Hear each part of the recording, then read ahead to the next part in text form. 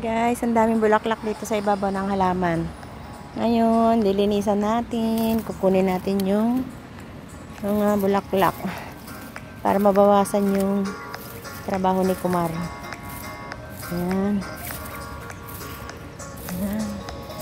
Ayan. Ayan. Ang daming na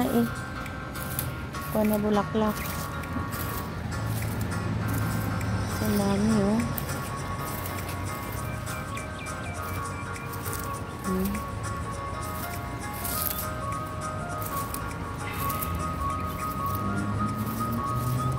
dami. Ang bango-bango guys itong bulaklak na to. Ito, oh. Yung white acacia yata to eh. Na-vlog ko na rin ito dati. Ngayon, yung December lang siya ito nagbubulaklak.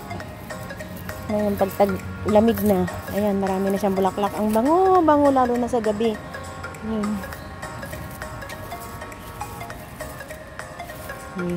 Dami, no? Oh, ang dami. Ay, ang dami. Ilang araw na to kasi na maraming ganito. Ayan. Dami natin nakuha guys, oh.